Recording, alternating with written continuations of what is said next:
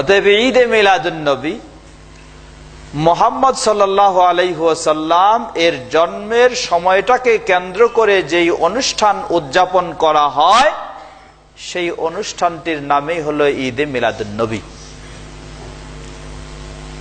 সংক্ষিপ্ত পরিচয়।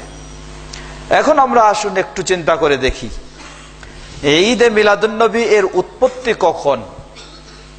আগে আমরা বলেছি কোরআনুল কারীম যদি আমরা খুঁজে দেখি তাহলে ঈদে মিলাদুন নবী এর উৎস ও উৎপত্তি সংক্রান্ত বিষয়ে কোরআনুল কারীমে প্রত্যক্ষ বা পরোক্ষভাবে কোন তথ্য পাওয়া যাবে না। দ্বিতীয়, রাসূল সাল্লাল্লাহু আলাইহি ওয়াসাল্লাম এর সুন্নাহ যদি খুঁজে দেখি তাহলেও কোনো প্রমাণ পাওয়া যাবে না। তৃতীয়, খোলাফায়ে রাশিদিনের জীবনে যদি খুঁজে দেখি তাহলেও এর কোনো প্রমাণ পাওয়া যাবে না।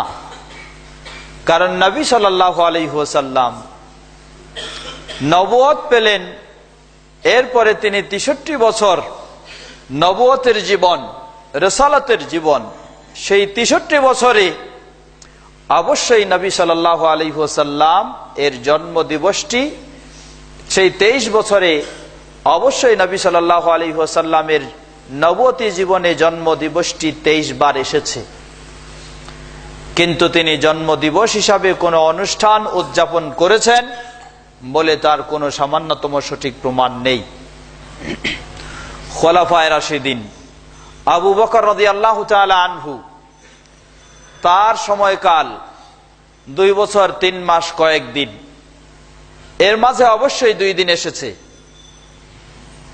এরপরে খলিফা হলেন আমিরুল মুমিনিন ওমর রাদিয়াল্লাহু তাআলা আনহু। ওমর রাদিয়াল্লাহু তাআলা আনহু এর খেলাফতের সময়কাল 10 বছর। এই 10 বছরে অবশ্যই সেই জন্ম দিবসটি 10 বার আসার কথা, কিন্তু তার গোটা জীবনে এর পালন হয়েছে বলে এর সামান্যতম কোনো বিশুদ্ধ প্রমাণ নেই। ওসমান রাদিয়াল্লাহু আনহু, তার খেলাফতি জীবন 12 বছর।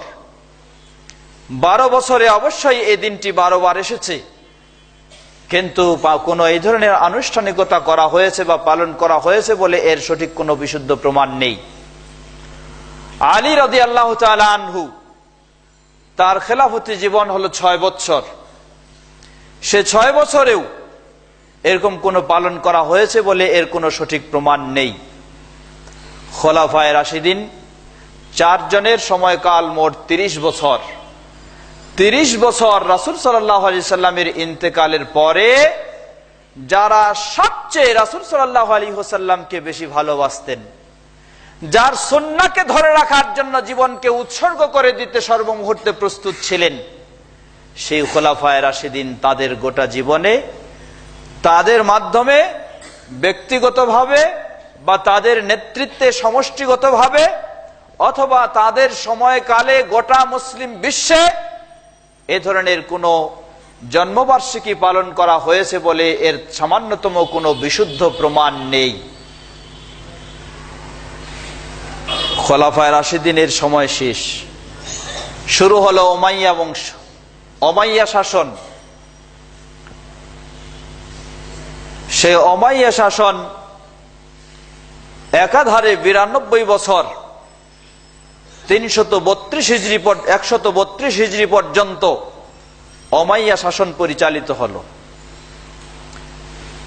এই 92 বছরের মাঝে অবশ্যই এই দিনটি 92 বার এসেছে, কিন্তু পৃথিবীর বুকে কোনোদিন এ ধরনের রাসূল সাল্লাল্লাহু আলাইহি ওয়াসাল্লাম এর জন্মবার্ষিকীর অনুষ্ঠান পালন করা হয়েছে বা উদযাপন করা হয়েছে এর সামান্যতম কোনো বিশুদ্ধ প্রমাণ নেই। 132 হিজরি 92 বছর উমাইয়া শাসন অতিক্রম হওয়ার পরে আব্বাসীয় শাসন শুরু হলো, একাধারে চলতে হিজরি 4th শতাব্দী। এই 4th শতাব্দী পর্যন্ত পৃথিবীর বুকে রাসূল সাল্লাল্লাহু আলাইহি ওয়াসাল্লামের জন্মবার্ষিকীর কোনো অনুষ্ঠান উদযাপন করা হয়েছে বলে এর কোনো সঠিক ইতিহাস পৃথিবীর বুকে নেই। চতুর্থ শতাব্দীর শেষের দিকে সর্বপ্রথম পৃথিবীর বুকে এই মিলাদুন নবী রাসূল সাল্লাল্লাহু আলাইহি ওয়াসাল্লাম এর জন্মবার্ষিকী কখন উদযাপন হলো এ নিয়ে ঐতিহাসিকগণের মাঝে মতামত রয়েছে। দুটি মত উল্লেখযোগ্য। একটি মত হলো হিজরি চতুর্থ শতাব্দীর শেষের দিকে, অর্থাৎ 400 বছরের হিজরি 400 বছরের শেষের দিকে মিশরে ফাতেমি সম্প্রদায়, ফাতেমি হলো শিয়া সম্প্রদায়, এই শিয়াদের মাঝে সর্বপ্রথম 6 জন ব্যক্তির জন্মবার্ষিকী পালন করা হয়। সে 6 জন, একজন হলেন নবী মুহাম্মদ সাল্লাল্লাহু আলাইহি সাল্লাম, দ্বিতীয় জন আলী রাদিয়াল্লাহু আনহু, তৃতীয় হাসান রাদিয়াল্লাহু আনহু, চতুর্থ হুসাইন রাদিয়াল্লাহু আনহু, পঞ্চম ফাতেমা রাদিয়াল্লাহু আনহা এবং ষষ্ঠ সেই সময়ে ফাতেমি বংশের যিনি খলিফা ছিলেন সেই ব্যক্তির। এভাবে এই 6 জনের সর্বপ্রথম হিজরি চতুর্থ শতাব্দীর শেষের দিকে তাদের জন্মবার্ষিকী পালন করা হয়। বিষয়টি ইমাম মাকরিদি তিনি তার আল খুতাত গ্রন্থের 490 থেকে 499 পৃষ্ঠার মাঝে সুন্দরভাবে আলোচনা করেছেন। এ হলো এক মত, অর্থাৎ এই ঈদে মিলাদুন নবী পৃথিবীর বুকে সর্বপ্রথম শুরু হয় কখন? হিজরি 400 শতাব্দীর শেষের দিকে মিশরে। কাদের মাঝে? শিয়াদের মাঝে। এ বিষয়ে দ্বিতীয় মত যেটি, তা হলো হিজরি 7ম শতাব্দীর শুরুর দিকে, কেউ বলেন যে 624, কেউ বলেন 625, অর্থাৎ 7ম শতাব্দীর শুরুর দিকে ইরাকের মৌসুল শহরে, সেখানে সর্বপ্রথম এই ঈদে মিলাদুন নবী উদযাপন করা হয়। দুটি মতের সমন্বয় সমাধান করতে গিয়ে ইমাম ইবনে আবি শামা তিনি আল বাঈস ফি ইনকারিল বিদআ ওয়াল হাওয়াদিস এই গ্রন্থে সুন্দরভাবে আলোচনা করছেন। তিনি বলছেন যে দুটি মতের সমন্বয় হলো এই যে পৃথিবীর বুকে সর্বপ্রথম এই ঈদে মিলাদুন নবী শুরু হয় হিজরি 4 শতাব্দীর শেষের দিকে ফাতেমি শিয়াদের মাঝে মিশরে।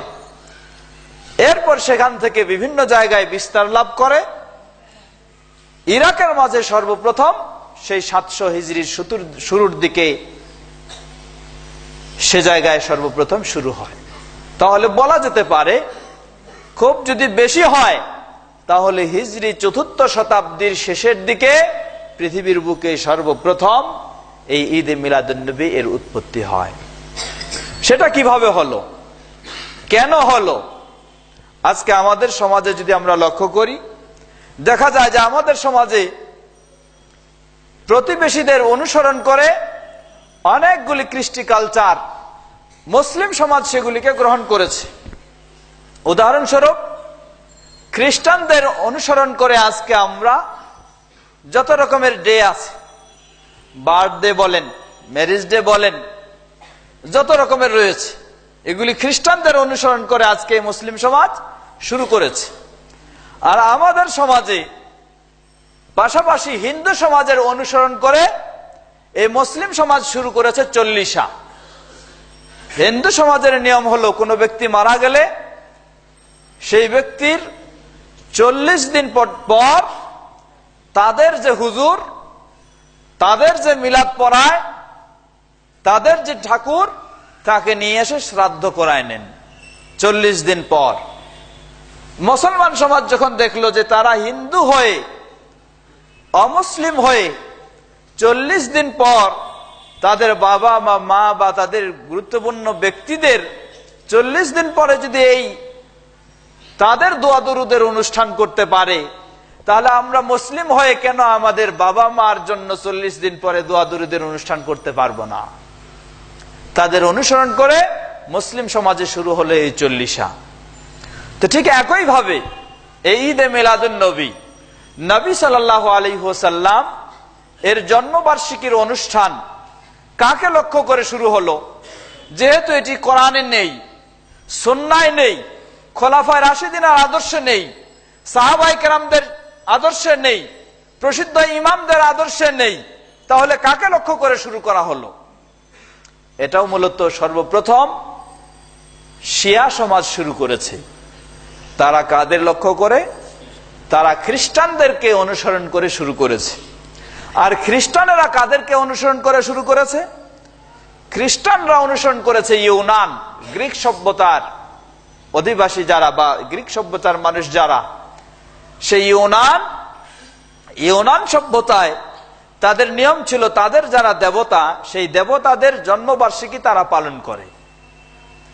সেই ইউনানদের অনুসরণ করে ঈসা আলাইহিস সালাম যে ধর্ম নিয়ে এসেছিলেন, সেই ধর্মে কখনো ঈসা আলাইহিস সালামের জন্মবার্ষিকী পালন করার নিয়ম ছিল না। কিন্তু খ্রিস্টান সমাজ ইউনানদের অনুসরণ করে, গ্রিক সভ্যতার অনুসরণ করে তারা ঈসা আলাইহিস সালামের জন্মবার্ষিকী পালন শুরু করে, যেটি হচ্ছে তাদের কাছে বড়দিন। গত কয়েকদিন আগেই, গত মাসে চলে গেল। সেই খ্রিস্টানরা যখন তারা তাদের নবীর জন্মবার্ষিকী পালন করতে পারে, তাহলে আমরা মুসলমান হয়ে কেন করতে পারবো না? তাই সর্বপ্রথম শিয়া সমাজ খ্রিস্টানদেরকে অনুসরণ করে তারা এই 6 জনের জন্মবার্ষিকী পালন শুরু করে। 6 জনের মাঝে একজন হলেন নবী মুহাম্মদ সাল্লাল্লাহু আলাইহি ওয়াসাল্লাম। তাহলে ইউনানকে অনুসরণ করে খ্রিস্টান, খ্রিস্টানকে অনুসরণ করে শিয়া, শিয়াকে অনুসরণ করে এখন সুন্নি নামে বেদাতি সমাজে এটি আজকে ছড়িয়ে গেছে। এ হলো ঈদ মিলাদুন নবী বা নবী সাল্লাল্লাহু আলাইহি ওয়াসাল্লাম এর জন্মবার্ষিকীর উৎপত্তির সংক্ষিপ্ত ইতিহাস। এখন